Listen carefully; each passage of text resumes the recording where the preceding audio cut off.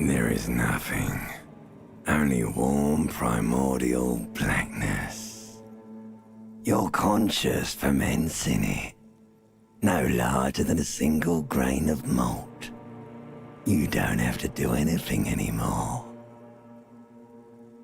Ever. Never, ever. Never, ever, ever, baby. An inordinate amount of time passes. It is utterly void of struggle. No ex-wives are contained within it. Yes, it is. An awareness creeps up on you. A mass lies hidden in your dead angle, soaking in some lurid acidic sauce. It's bloated and shameful, a ball of meat surrounding you. This is a terrible line of questioning, and it will only lead to more awareness of the meat thing. Ex-love, ex-tenderness. It is foolish of you to resurface to the loss. Not after all the damage you suffered to get here. Some of it irreversible. Stay. Sail with me through the abyss of pelagic zone.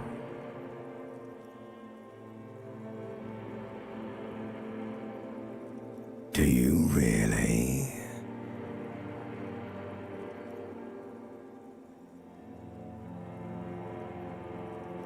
You wouldn't like it if I told you what was back there. Why'd you think you had to bludgeon yourself into oblivion? Or did you not sense yourself marinating? Poured so much on yourself, got a bit carried away, did we, Chef? Fear and apprehension. You should ask what's out there first. Yes, your one disco mother. There's this giant ball there. And evil apes. And the evil apes are juking it out on the ball. You're one of them. It's basically all just evil apes juking it out on a giant ball. You can't even make out it's a ball when you're joking it out. It's that large. Infinitesimally small. Vying for resources is just a stupid expression you picked up somewhere. The part of the presentation you want to take home with you is this. You have to beat the other evil apes in the face, or you lose.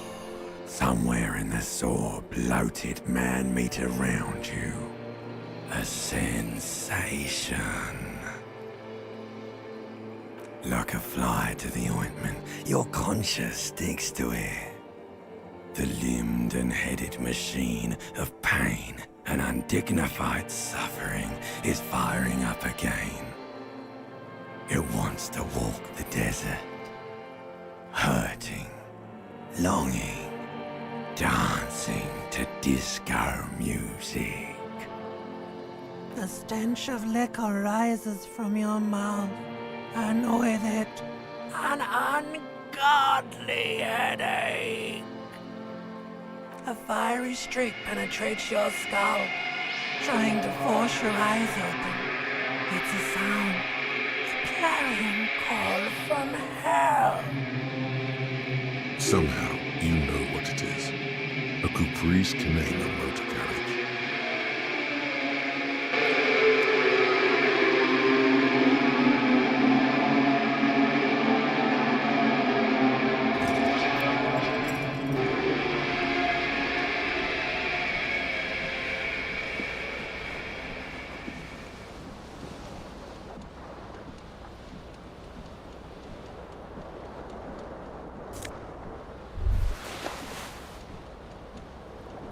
You hear a jingle.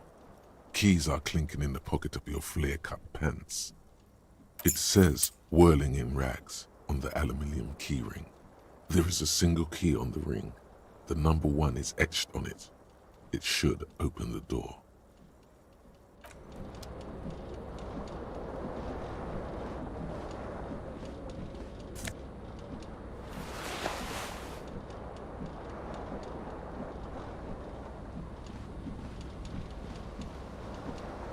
This fan has 2 chain pull switches. One ends in a tiny fan, the other in a light bulb. You reach out to grab the tie, but what's this? Diffuse, radiating chest pain. Doom comes over you. This is bad. Feels like sharps for quite a long time. Still ongoing. Now is a good time to start worrying. Finally, the pressure recedes. You find yourself covered in cold sweat and trying not to move, hoping it will keep you from dying. The blades come squeaking to a halt. It should be easier to reach the tie now. You swoop up and catch the tie. Snap! It's released from the blade. What you have in your hand is a truly hideous thick tie, with 4 or 5 different patterns. The knot reminds you of a noose. A terrible mistake. Turn the lights off immediately. Your eyes burn with photosensitivity. It's not good.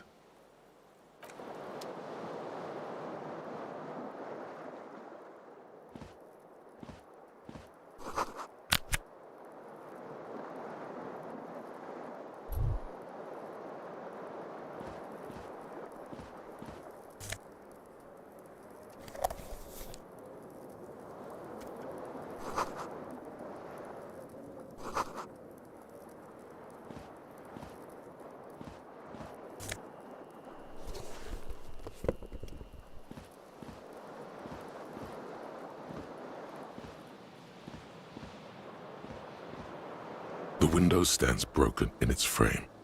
Cold wind blows in. The shards face outward.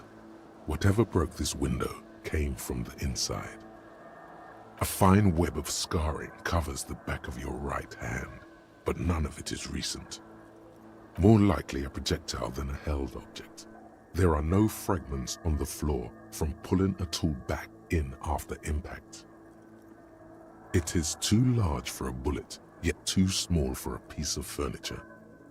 You're looking for something heavy and larger than your fist. The single green shoe you found fits the hole almost as well as your foot. It would have also been heavy enough if thrown with force. Congratulations, you smashed the window with your own shoe. Now you only have one. If a cool wind gushes in, your toes curl up from the cold.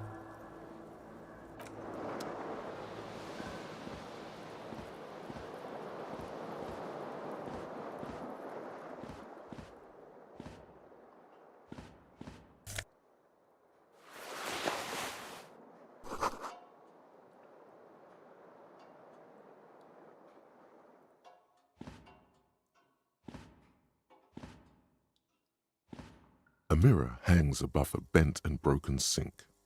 In a fierce discharge of masculine energy, someone has ripped half the faucet off. Hot water sprays from the base and steam covers the mirror. You cannot see yourself, just the outline of a man. Suddenly, you realize you have no memory of the face that awaits you there, underneath the soft vapor. As you slowly reach your hand towards the surface of the mirror. Abort. You clearly have not thought this through. You won't like what you see there, and you will never unbecome it. Behold.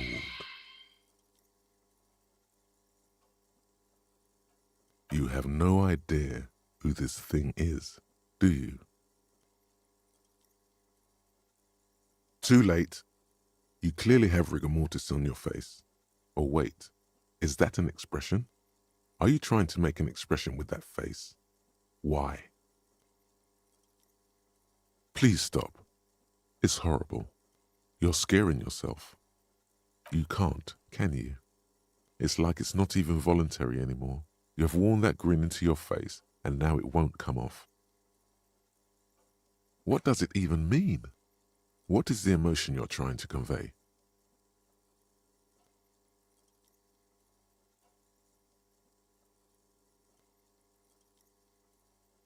Please promise yourself you are not going to try it on any of the ladies, whatever happens.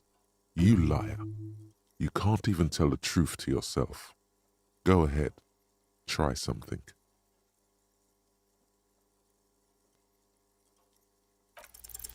Like the rest of you, it comes from a bad place somewhere in the past. That's all you know for now. It's too late. Like...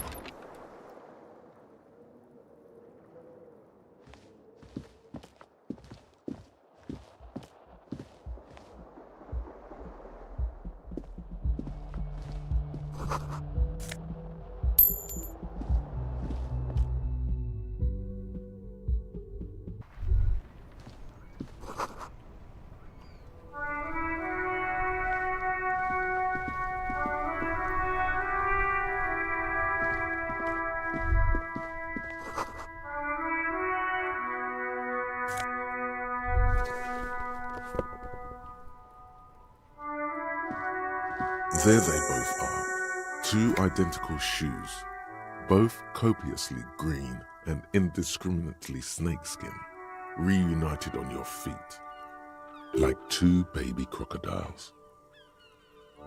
Good, they're balanced, comfy. Feels like the only good thing about you right now, truth be told.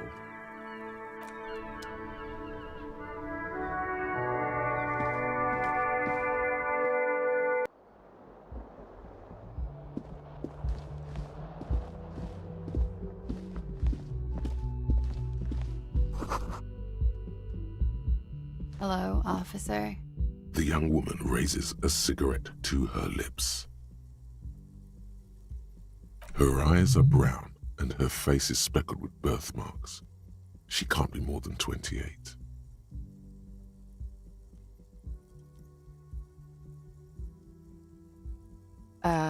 No.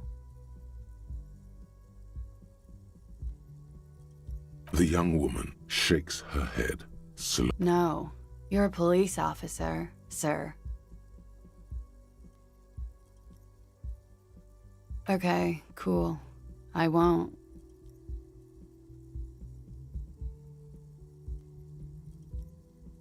Okay. Sir, you've been here for 3 days. On official police business, as you put it. Couldn't say. In truth, so far, mostly drinking.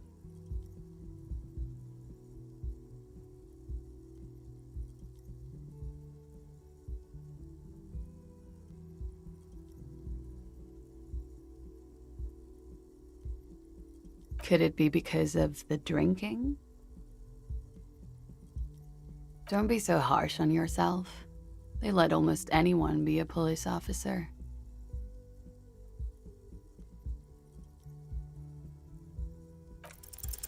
The words have already left your mouth.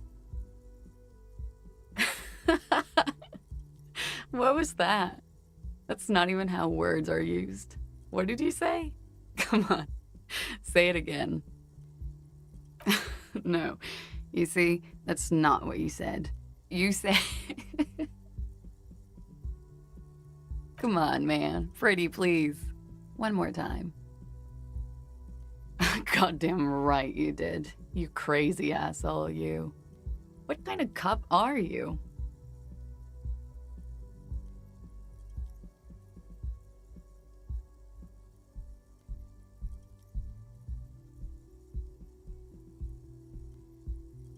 Okay, that's cool. Or if I can just maybe ask you to elaborate on that superstardom a tiny bit.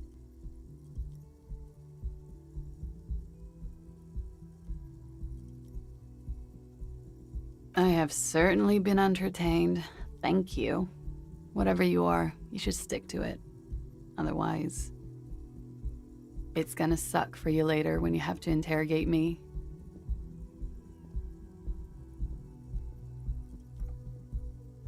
And for the record, no, I didn't do it.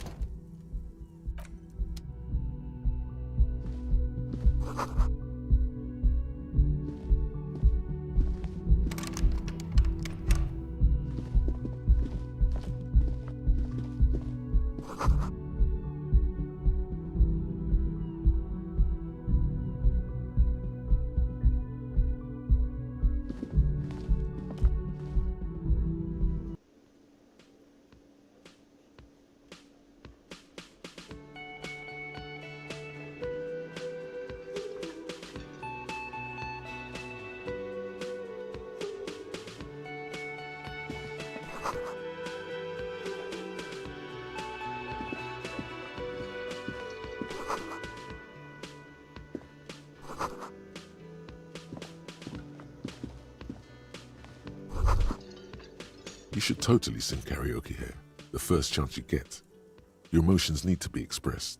People need to know your vast, oceanic soul. Of course, at this point, precise measurements of your soul can only be performed from the outside. It needs to be heard. Through a PA system. By other people.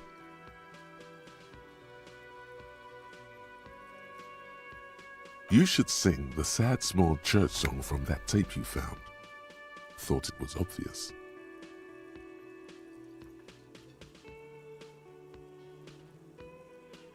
No, don't sing the happy song. It's stupid. Sing the sad song. It's profound. You would need another copy of the tape first, though. The one upstairs is destroyed.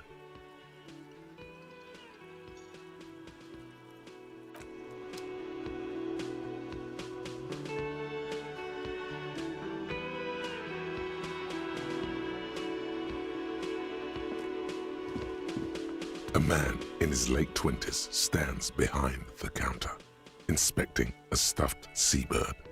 As you approach, he gives you a sideways glance, then looks down again. That was disdain in his eyes. Even now he's purposely ignoring you. A competent work of taxidermy. The white and brown seabird lies among piles of coasters and drying mugs. One of its wings broken. The man is trying to mend it. Looks like the bird was ripped off the shield that was used to mount it, most likely on a wall. This is the Great Skua. The seabird is the symbol for the discovery of the Insulindian Isola, the part of the world you are in right now. Something about it makes you feel bitter. Look, your buddy is over there.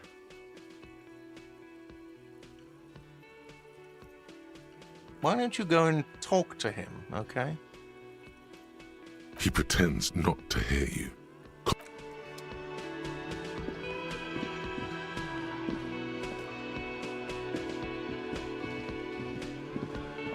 A bespectacled man in an orange bomber jacket is tapping his foot on the floor.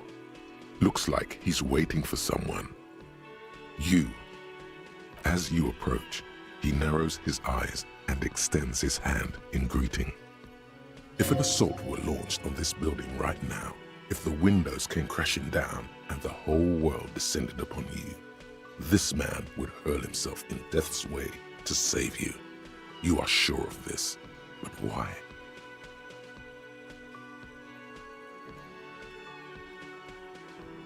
Hello, I'm Kim Kitsuragi, Lieutenant, Prison 57.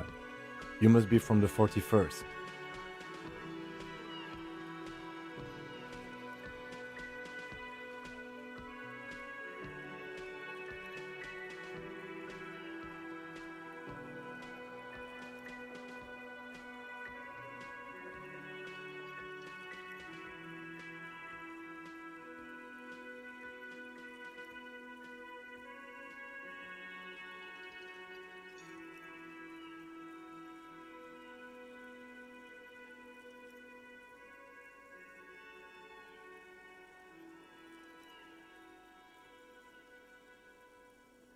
realize he's waiting for your name. This is your chance to come up with a really good name for yourself. Get creative. Conceptualize. Concentration makes you squint your eyes. Your name should be deep gold and orange, like a forest fire looming on the horizon, but mixed with the stench of liquor rising from your breath. You're 2 steps closer to it, but there are still many to go. Okay then. It looks like we had a little scheduling error on Sunday. Saturday too, actually. Have you had time to talk to the manager here? What he means is, he has been trying to meet up with you for 2 days, but you have been otherwise occupied. Then we should ask him for a rundown of the area. Get me up to speed. I understand the scene is out back, right? It also wouldn't hurt to assure him the police are finally here. In full force, I mean. Have you mapped out the initial interviews? Okay, we'll have time for that after we take a look at the coroner's case. Have you removed the dead body from the tree? So, the body is still in the tree. This is the first time you detect a weariness in the lieutenant's voice. It is obvious he would have preferred for the body to no longer be in the tree. Where it has been hanging for 7 days straight. We should go there as soon as we are done talking to the owner.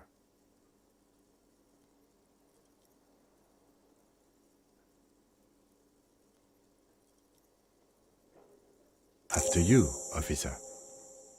If you're about to embark on an investigation, shouldn't you have a badge? You mean you don't have a badge? Losing your identification card is a serious matter. My vehicle has a shortwave. You can use it to report your badge missing. I advise you to try to locate it as quickly as possible, but getting the body down should still take precedence.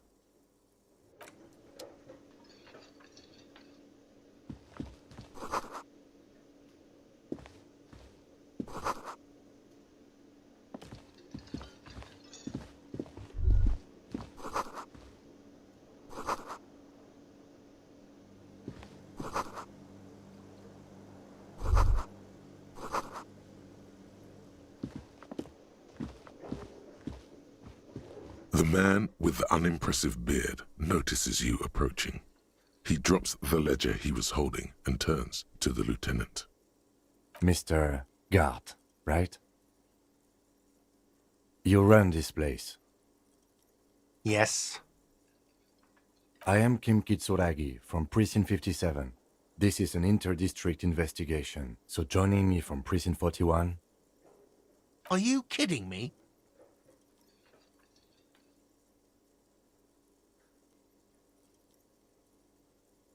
Right. Now, I know it took us a while to arrive at the scene. It also took you a while to call us and report the dead body. It was you who placed the call, yes?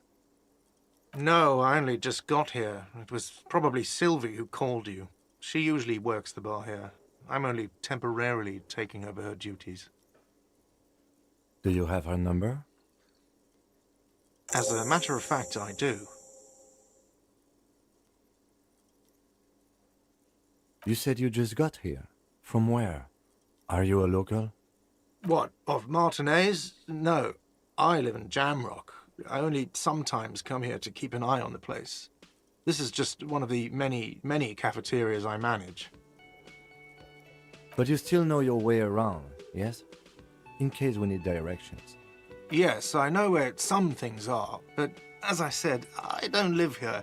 I just used to work here. And I'm not going to start working here again, if that's what you think. I didn't imply that. Detective. He probably means this is where you step in and ask your questions. His face expresses profound doubt in your having this. She went away because none of your business. Have they not been telling you you're a cop? Okay, you got me. She went away because of the dead body out back. And because I asked for her number. That's why Sylvie went away. I hope you appreciate that.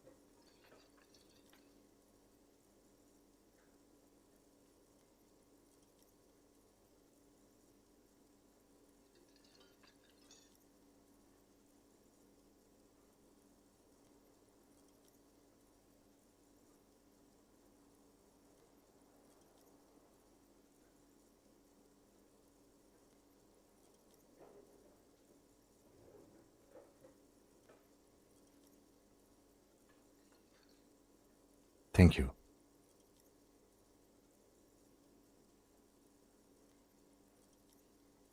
I asked an employee out. She didn't want to come, but felt obliged to.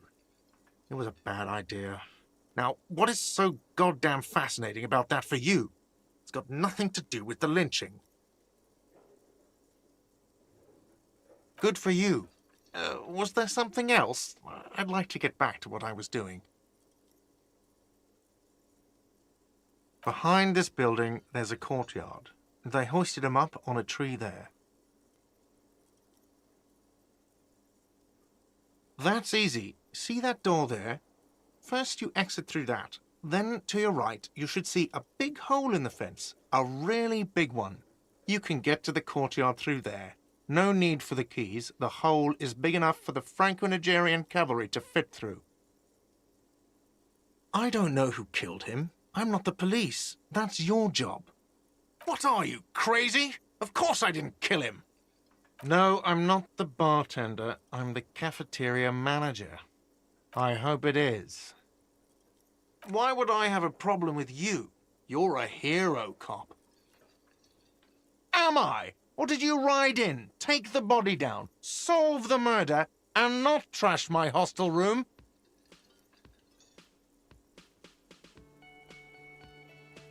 You're right, you didn't. And it's only taken you 3 days not to. No, I haven't seen you around. I just got here, remember? Let's go. Not so fast. You owe me 130 real.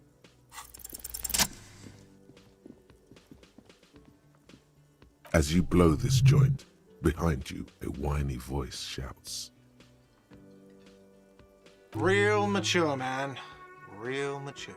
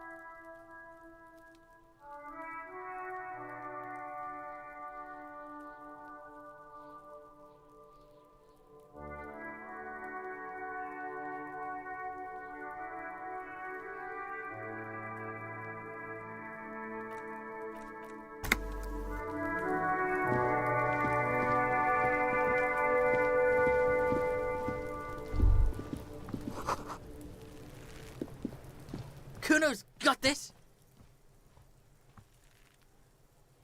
If there ever was such a thing as an ugly kid, then this is it. He's almost exquisite in his ugliness, like a gremlin. Oh yeah, Nappa Gumpy, Kuno!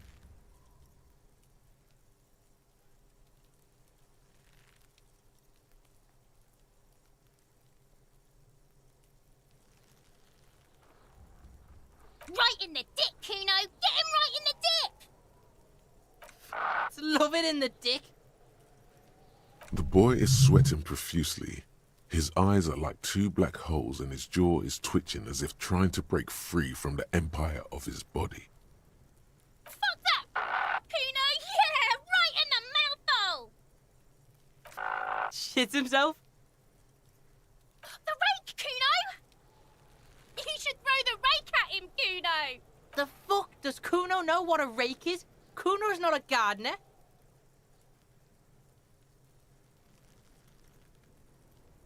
Alright, entertain the Kuno.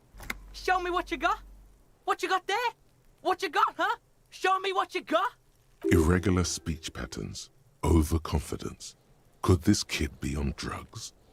This warrants further investigation into this Kuno. Shitload pig. What's your question? Don't tell the pig shit, Kuno! Pig's choking! He's totally choking! If I were to want to waste my time, which I do not, I would ask them who he is, how he got there, and the usual. The usual being. Have you seen anything out of the ordinary? Or have you seen anything suspicious? Kuno's fuck gimp. Kuno uses the fuck gimp for target practice. He's trying to hide the fact that he doesn't know.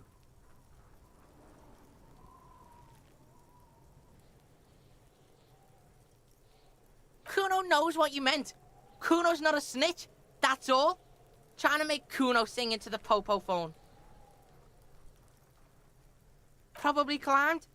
Kuno was busy down the road when that shit went down. You heard Kuno. Kuno wasn't even in Martinez. Kuno wasn't in Revachol. Kuno wasn't regional. I don't know. Some fucking... Mesk or I don't know. Some other place. Night City. Kuno was in fucking Night City. There is no Night City anywhere. That sounds like the name of a city in some pulp science fiction novel. Yeah. Kuno didn't smoke him if that's what you mean. Thanks, Kuno. That's one name you can now cross off the list. Just a couple of pigs sniffing around in the dirt. That seems pretty fucking suspicious to Kuno. Yeah, you tell the faggoty, Kuno. Looks like you're a fagari now, whatever that means. The suspicious question doesn't really work in antagonistic situations. You're testing Kuno's patience here. Get lost,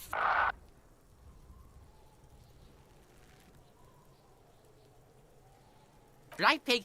This is where Kuno plays with his little wooden choo-choo. Fuck do you want with it? Yeah, whatever. Kuno doesn't give a shit.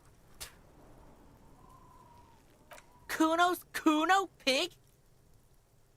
It's always Kuno, never I. Clearly the kid's using the third-person perspective as a shield.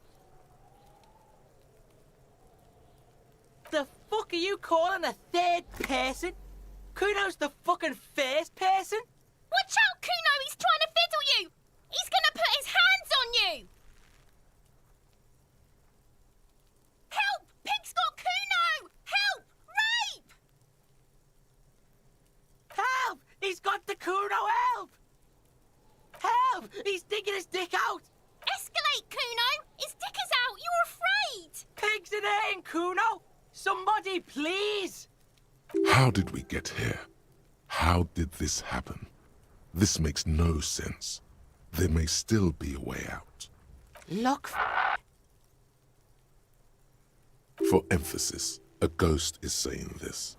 A shit-eating psychopathic ghost with an ace up his sleeve.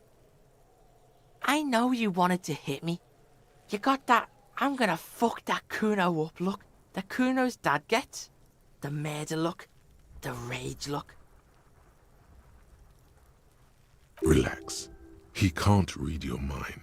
He doesn't know you were thinking that.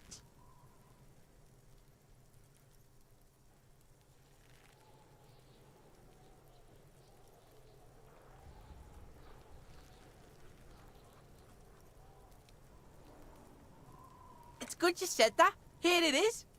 Here we go. Kuno likes this. Oh no. Pass you around like candy. Kuno turned you into his prison, bitch! You're gonna be in this shit with Kuno! No, you're not. We can just leave. Bitch, you're gonna be in this shit with Kuno forever!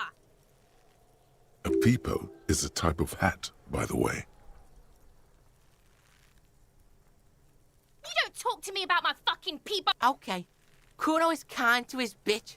Ask your questions, but remember, this changes shit. Click, click, click, click!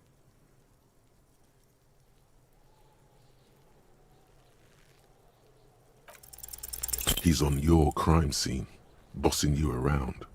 And he's been here for some time too. This is where he... Get your snout out of Kuno's ass. Kuno knows how hard Kuno pushes it. Kuno pushes it hard level. You should give up, Popo, or the Kun will keep fucking it out of you. You okay, Kuno? That went wrong. He took it as a compliment. Then he had a minor seizure. Kuno doesn't fuck.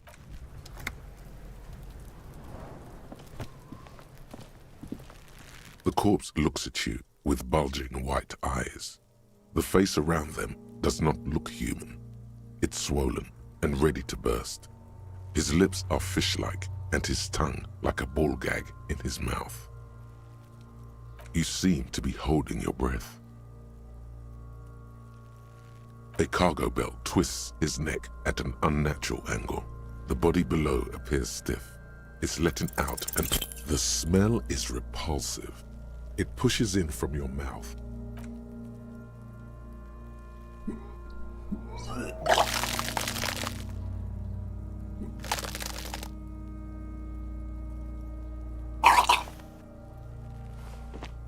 Too late.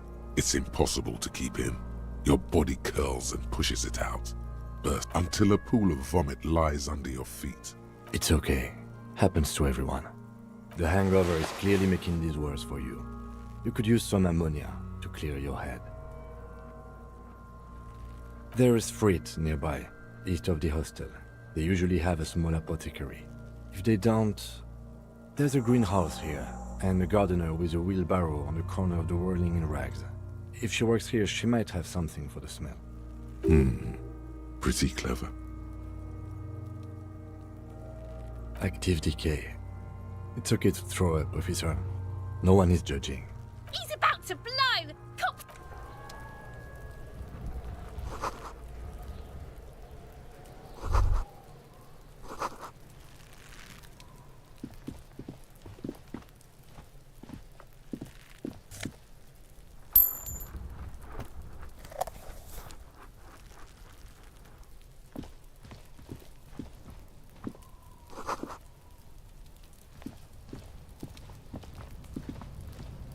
An inconspicuous pile of the roofing material, Eternite.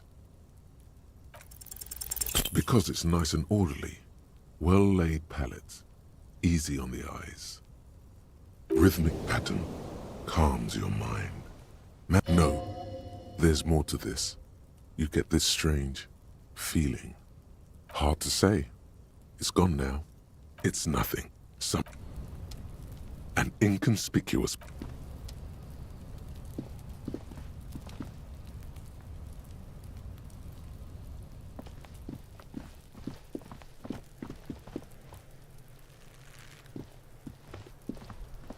Fuck does Kuno care? Kuno doesn't.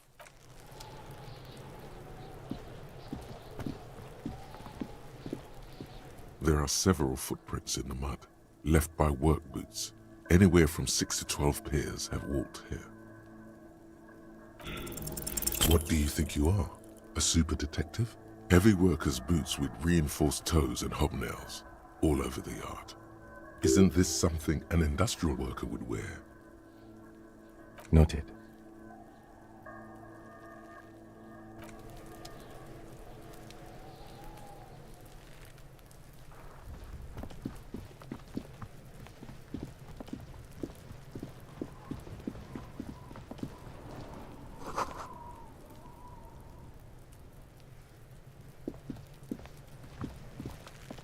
This trash container is locked.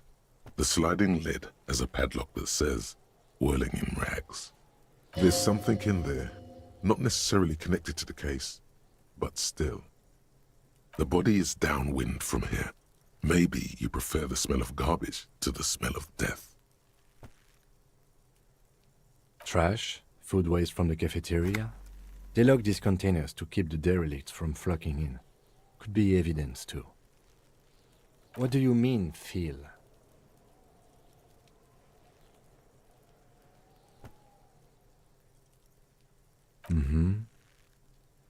We could try using a pry bar. There's one in my motor carriage, or we could ask for a key from the manager of the Whirling in Rags. He probably has one. He might also have information. This is better than the pry bar idea.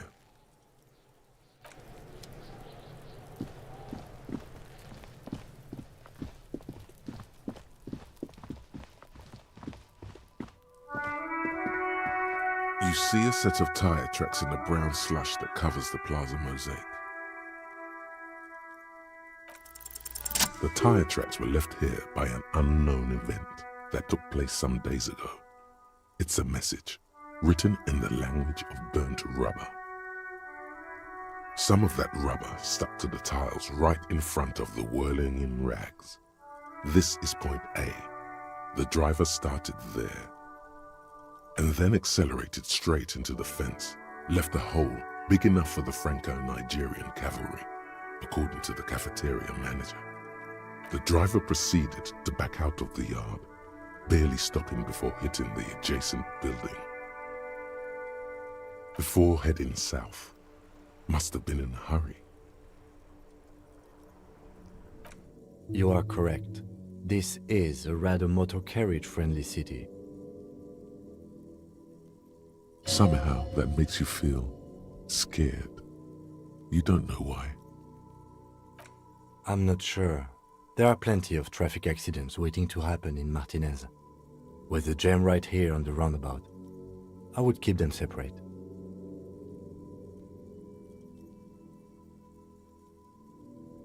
You could follow the track south.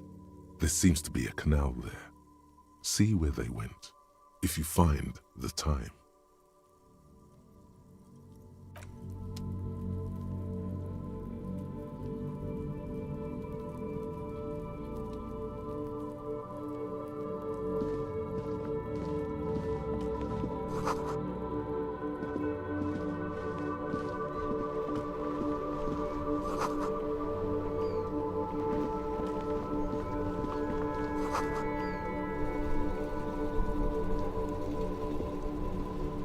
The RCM in Martinez.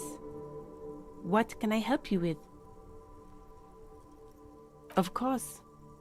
What can I help you with? Sure, I'm done with it. Go easy on that stuff. It gave me a terrible headache. Of course. Her gloves. You get the feeling that you need them. You have a dead body to deal with after all. Sure, keep them. I have another pair.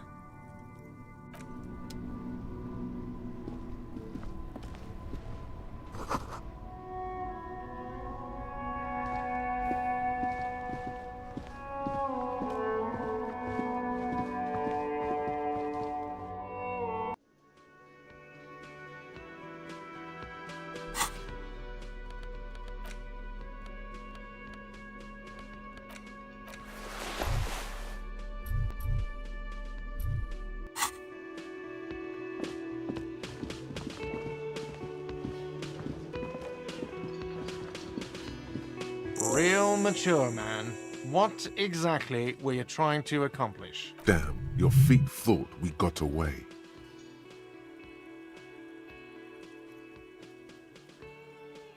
You know what?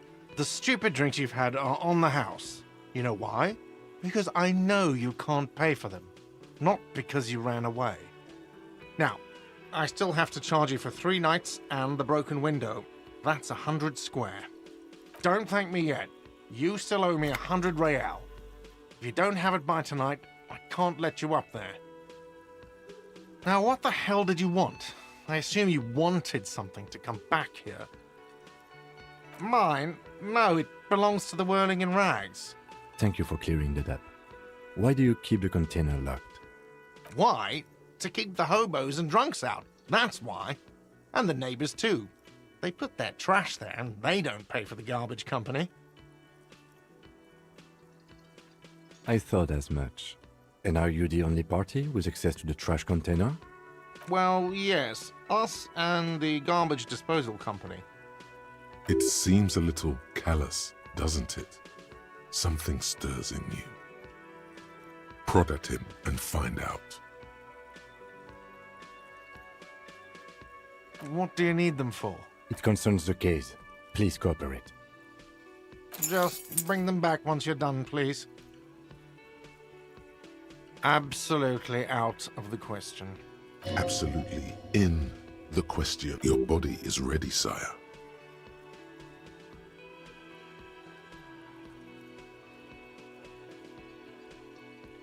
What theme?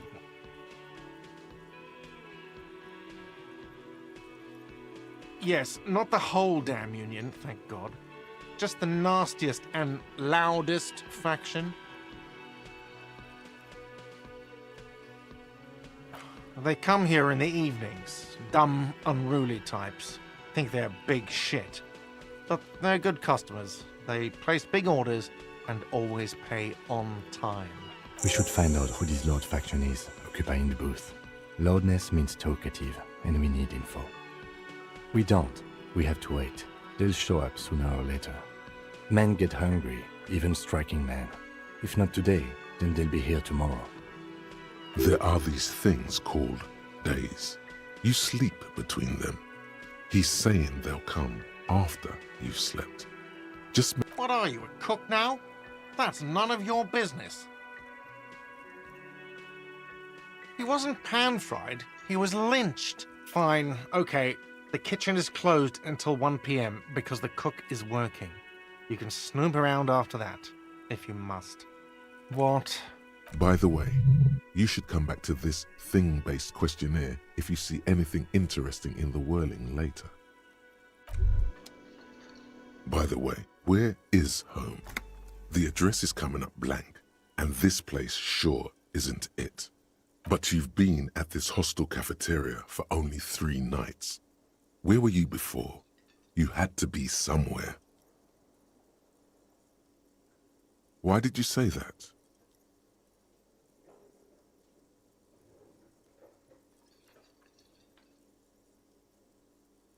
No. But isn't that an expression, not a place? A saying, up on Marvel Hill, a great high place, one that is impossible to climb back to. That doesn't sound like somewhere you can stay if you run out of money.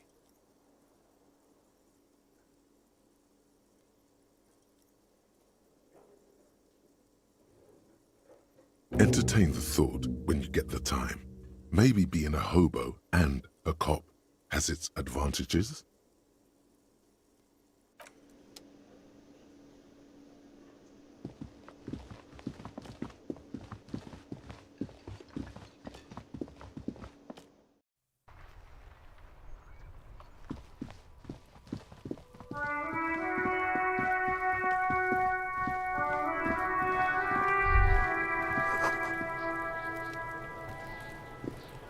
This trash container is with a well-oiled... Don't.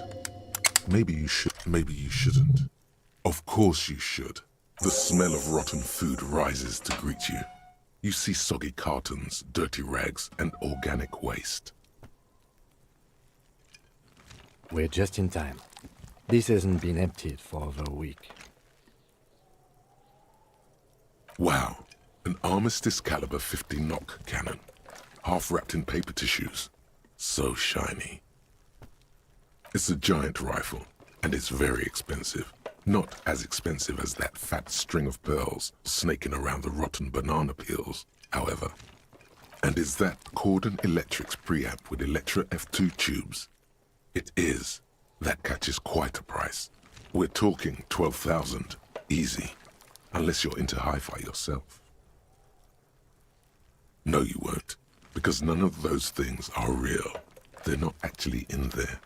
All you see is food waste and crisp wrappings.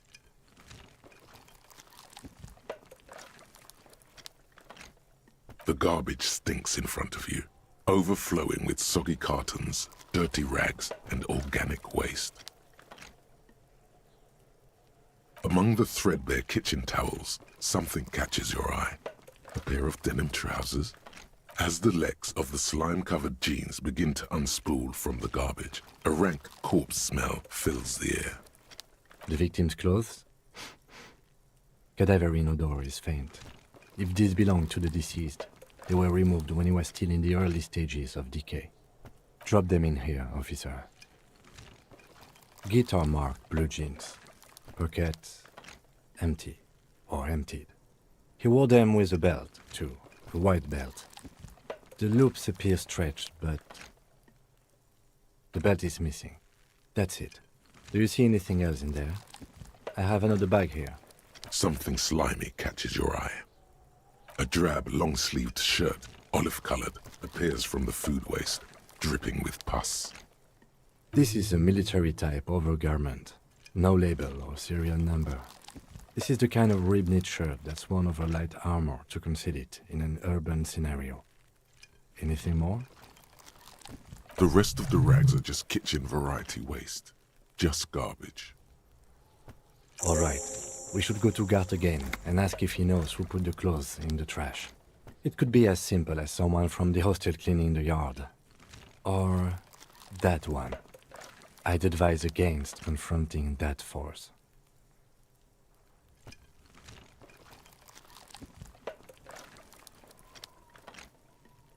The lieutenant nods, then looks back into the trash container. You see milk, an egg rest with one broken egg in it, some pasta wrapper. Picking up, you've done this before. The movements are recorded in your elbows, the methodology in your fingers. You're used to this. A box falls into pieces in your hands. Baptiste Soleil cereal. There are plastic pasta packages below, and turbo noodles. Nothing of note, however. It's just organic waste, cold and slimy on your hands. Apple and potato. Nothing. It's nothing. Nothing. What's this? A blue piece of plastic sticks out from the apple peels. It's shiny. Looks like the corner of something. Something larger. A clipboard. A blue plastic clipboard with moist papers hanging from it. They look badly damaged, but you can still make out forms and notes, written in a man's handwriting. Officer, is that your paperwork? It is. Look, the plastic has the RCM street grid on it. You've even got an autopsy form in there. If you don't mind me asking, how did this get in the trash?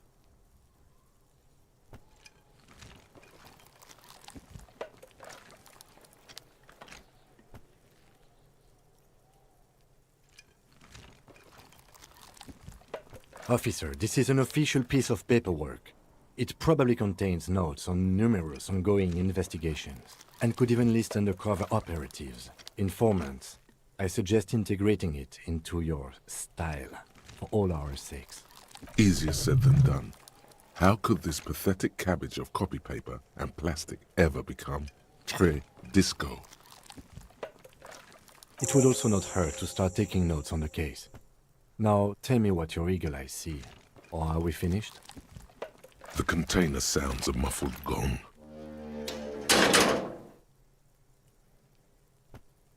That's one thing off the list. I think we got it all.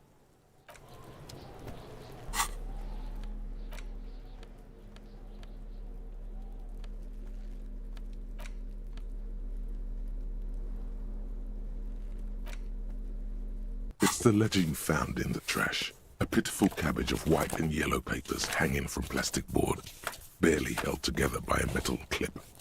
This sad display is made complete by the faint smell of urinal cleaner. There's a piece of toilet paper, or is it cleaning tissue? No, it's toilet paper, desperately sticking to the back of the blue plastic clipboard. It's a metaphor for you. Below the pathetics, terror. Do not look into its blue heart. It's just toilet paper sticking to the back of the plastic. Still wet, the toilet paper peels off the plastic easily. All you have to do is shake it off with your finger and voila! The ledger now looks marginally better. An aluminium block runs the width of the board, biting down on the paperwork. Its crocodile teeth are the only thing keeping the papers together. A regular pencil, the tip worn down to nothing, has been attached to the clip.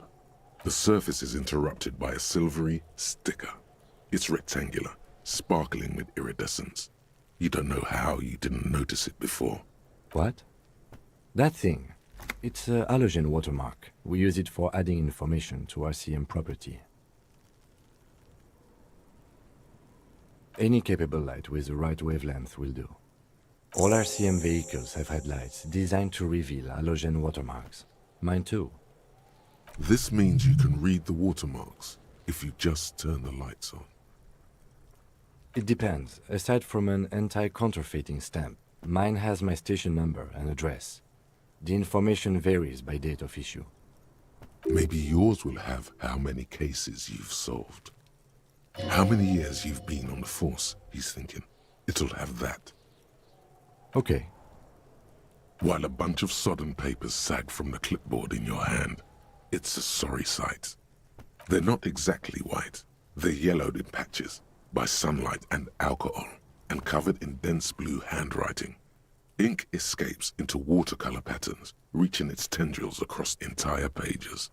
The paper itself is checkered, with faint red lines, forming short paragraphs. Once in a while, there's a red stamp that exclaims, "Case files, commit to paper." The case files themselves are plenty. You count more than 100 sodden, crumpled up, earmarked pages falling apart in your hands. They appear to be sufficiently organized and extremely dense, if mostly illegible. Work, strife, poverty, the Jamrock Quarter. These are handwritten logs of investigations dating back to January 51, this year. The exact number is hard to estimate, due to missing pages and an odd naming convention. But there are at least 20, maybe 30 cases, undertaken, not completed, mind you. It's the middle of March. You have attempted 2 cases a week on average.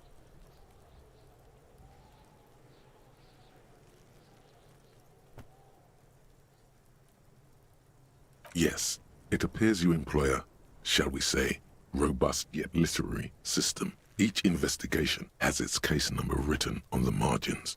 Yet, still more tellingly, most are accompanied by a name. A title, one might say even. One that draws inspiration from snoop fiction and vespertine cop show staples. Yes, all caps. One is called The Next World Mural. Another, The Square Bullet Hole Murders.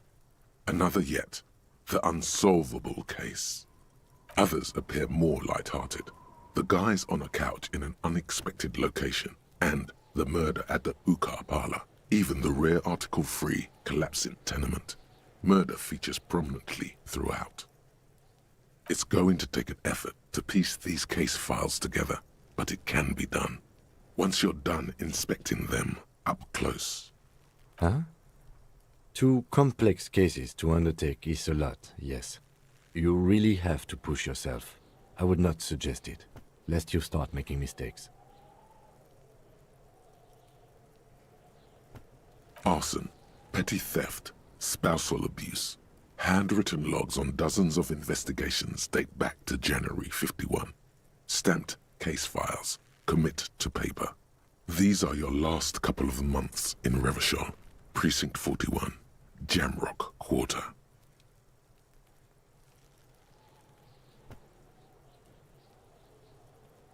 There is, for precisely one more. 15 pages near the end remain untouched by the damage. The checkered grid forms a structure of passages, breaking the case into subtasks to accomplish. Once all the tasks are accomplished, the case is complete. Sadly, the ledger only comes with an old, worn-down lead pencil. It's unfitting of this monumental event. The ledger only comes with an old, worn-down lead pencil. It will do, barely. But the lieutenant looks at his blue notebook. 2 fat, shiny pens hang from the binder, like large-caliber bullets on an ammo belt. He is not really saying anything, just standing there, looking at them. Know that I give this to you with resentment.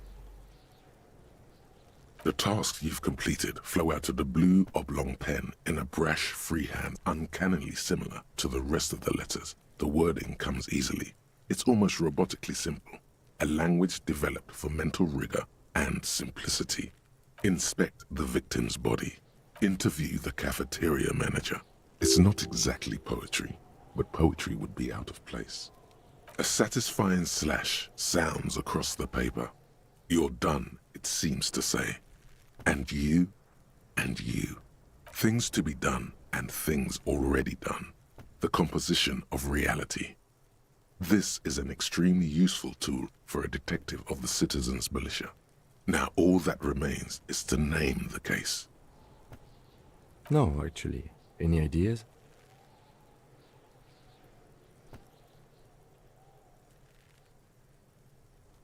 Great. That's great. That's actually what I was thinking too. The Hanged Man. Good, strong name. We have a very good name for the case now. I'm going to start calling it the Hanged Man. It's good we sorted this out. You don't exactly close them, so much as distance yourself from the smelly papers. They're a little further from your nose now. Yes, you can piece them together using the alphanumeric code on the margin. It always begins with HDB 41, then date of initialization and time of arrival on the scene, followed by the title. For example, HDB 41120111700, the Next World Mural.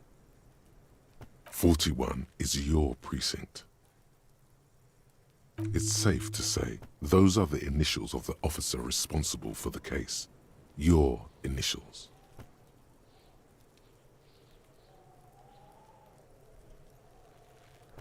That is improbable. It takes about half an hour to piece one together using the system you've devised. Where do you want to start?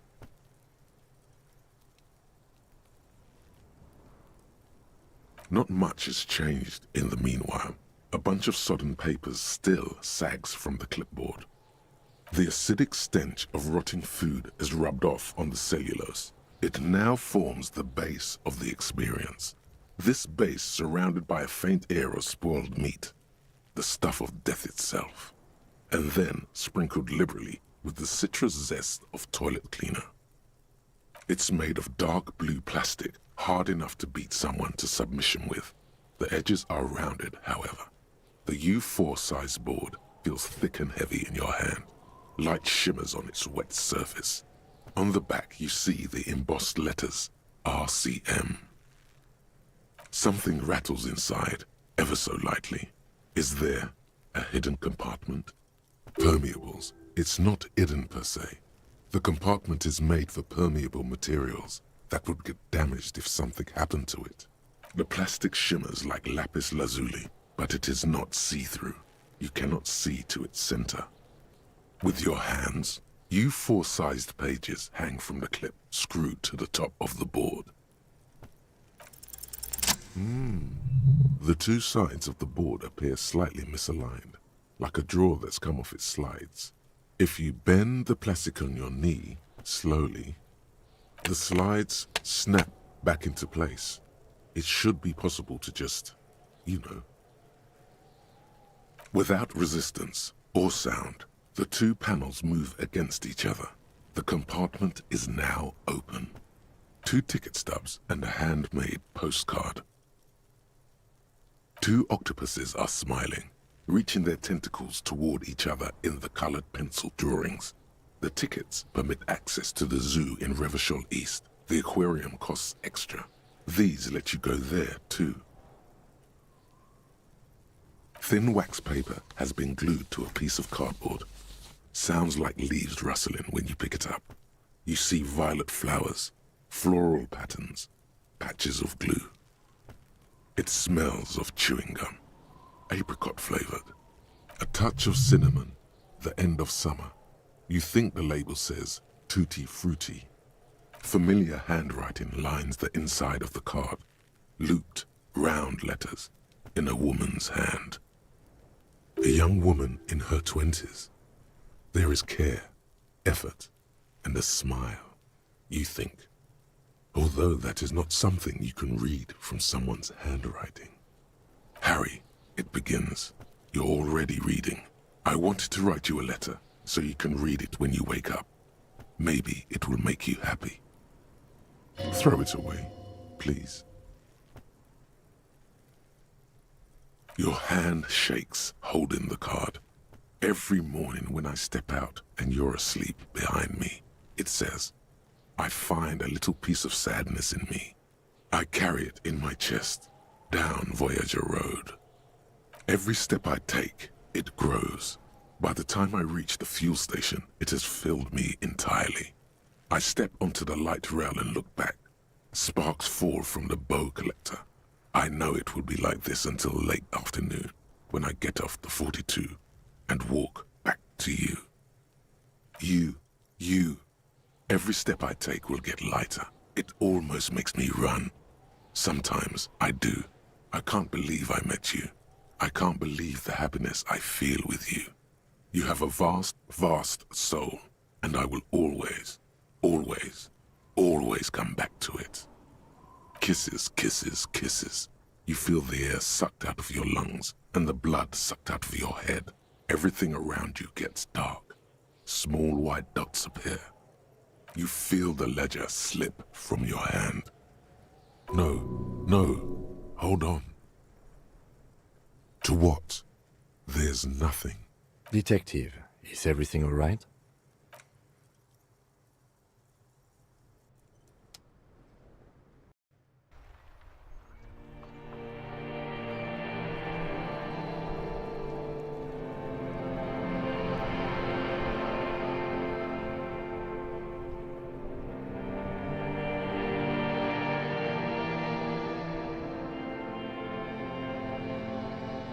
There is nothing. Again. Well, almost nothing. There is the ground below you, that's still there. And the small light that's on, fluttering, somewhere in the basal ganglia. That's me. Blue eyes, that's me. Who was what? He speaks of the sickening longing, the unwell emotion. Even in the darkness, he's grasping for it. Still trying to hold on to the great sorrows slipping in the water. Here in the paleo-mammalian cortex, we call it the shadow. Because it's always there.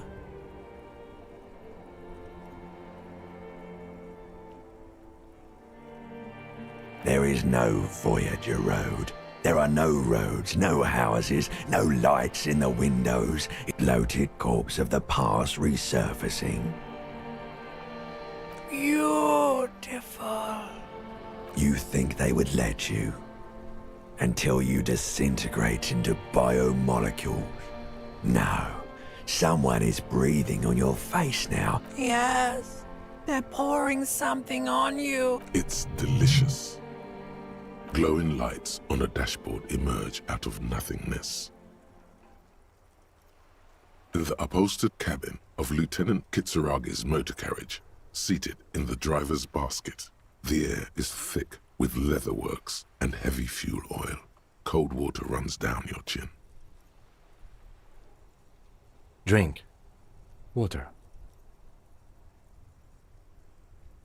The water is cold, silvery, the stuff of life itself as it pours down your parched throat.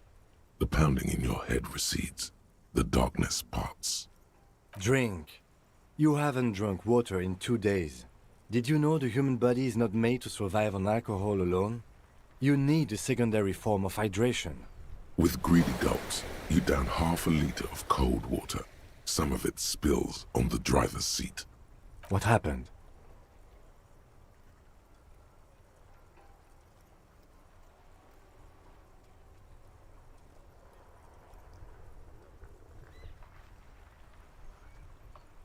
That does sometimes happen. He replies with such understanding, it's as if the burnt-out ruins of the past were an occupational hazard. Athlete's foot for cops. You dropped these. Are you okay to proceed? Good.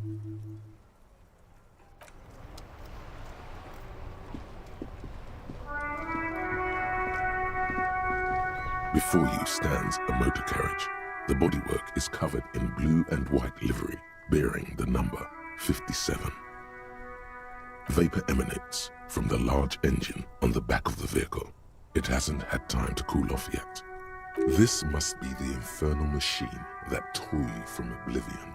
In the cabin, you are welcomed by a set of steering levers, a radio microphone on a hook, a pull-out toolbox under the seat, and the soft glow of the fuel preheater gauge. All right. Ready? I turn, you press start. It's next to the preheater.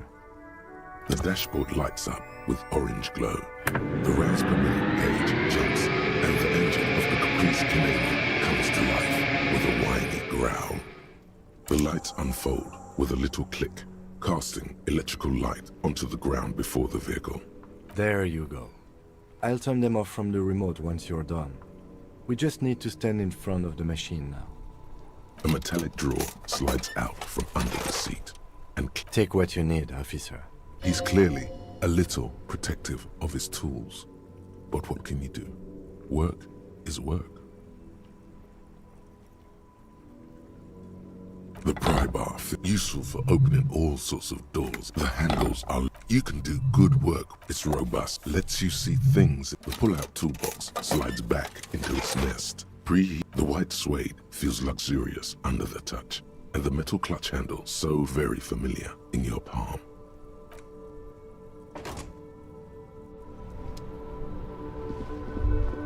As you hold your ledger's clip under the headlamp, an iridescent hologram appears. A street grid and the veins of a great river. A familiar sensation washes over you. There she is. Revachol West. Around the borders of the watermark are dozens, no, hundreds of micro-perforations. The rectangular watermark is overlaid with the logo of the RCM, and yet the major arteries of Revachol are all recognizable. They shimmer in the Kanema's headlights.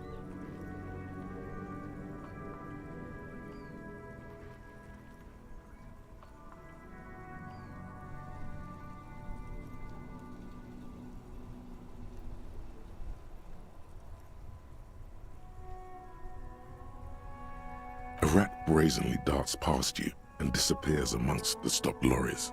In the distance, a child somewhere shrieks. A woman reprimands her in a voice no quieter than the child's cry. Ah, Martinez. Let me see.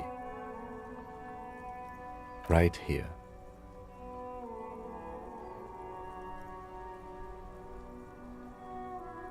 It has its problems. There are many of them, and they are divided into 3 separate rows. The first row has 18 dots. The next is the longest. It runs all the way around the border, and then some. There are so many, it's hard to count. More than 150, at least. Maybe even 200. The last row has 3 perforations. That's it. Those are perforations. They represent your record as an officer of the RCM. They are your statistics, as it were. I should have guessed you'd keep a record. Officers often do. Let's take a look. Alpha male officers who are proud of their numbers often do. It's meant. The first row represents your years of service. 18 years. Okay, not bad at all. What did you do before you volunteered?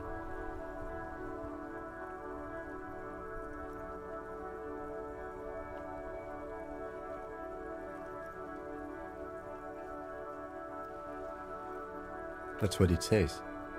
I might have guessed even longer based on your age. What did you do all those blissful years of your youth? Fair point. Let's move on. This next row, the one that wraps all the way around, is your number of closed cases. Closed is good. It means finished.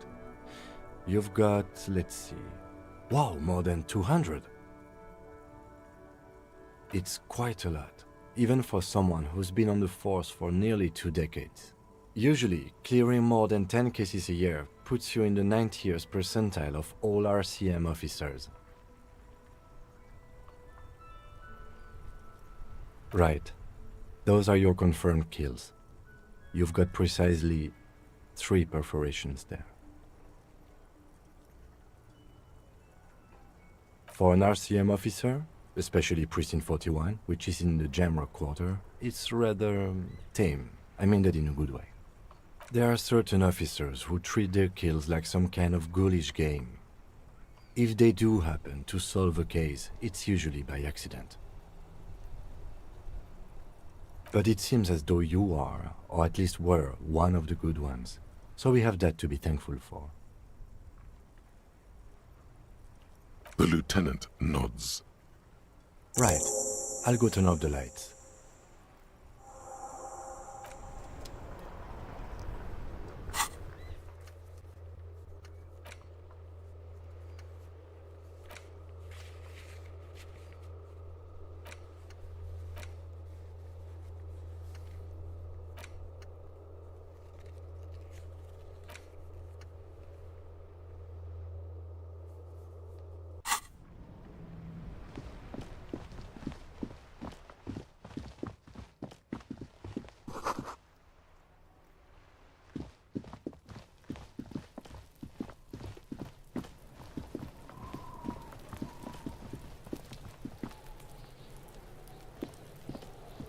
There he still is, looking right through you.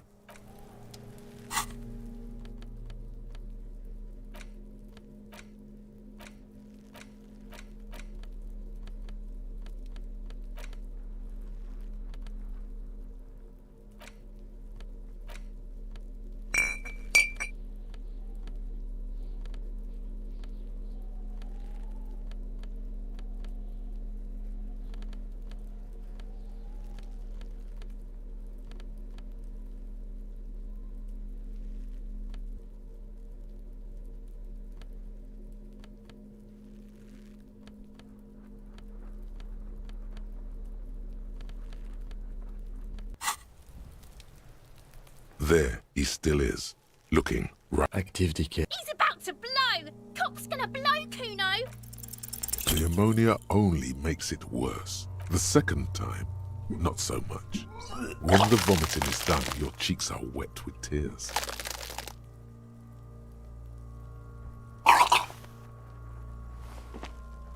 Get a hold of yourself. The weight is reassuring, like a krenel on solid fortification. I've seen strong men turn themselves inside out for hours. You are facing tough odds here. Alcohol withdrawal makes it considerably harder. I've seen captains puke their guts out. It never gets easier. You never get used to the smell. Every Monday is cadaver day. Throw it, then drive to the station. Maybe it's Monday, make sure you bring a handkerchief.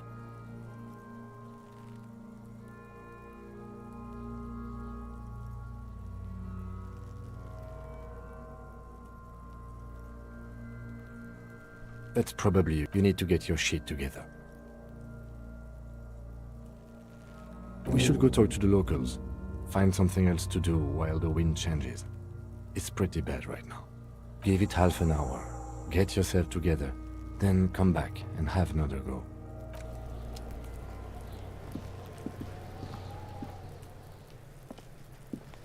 Fuck does Kuno care?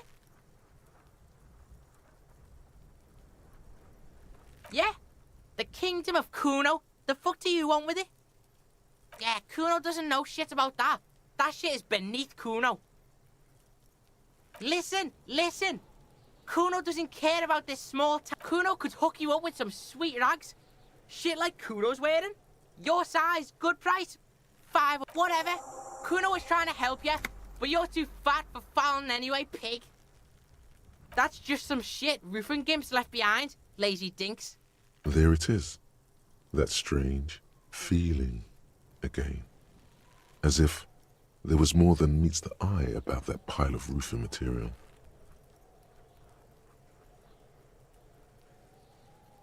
The fuck are you talking about? Kuno doesn't know what handed gimps they wear. Trying to get you to talk gimp, Kuno. Don't talk.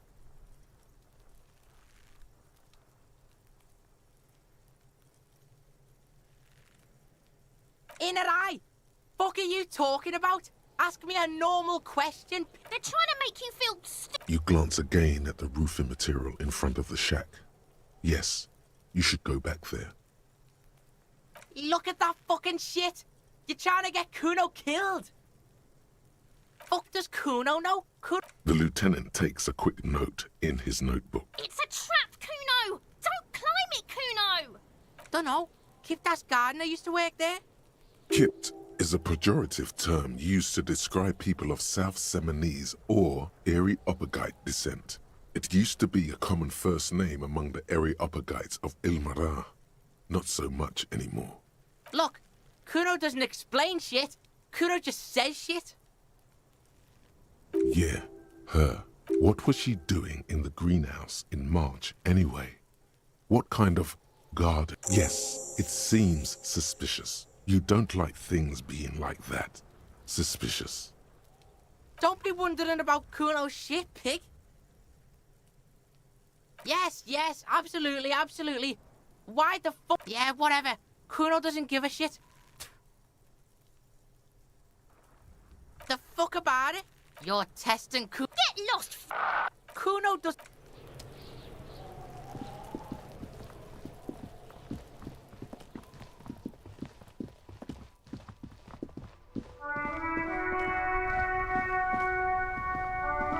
Hello again, officer. How are things?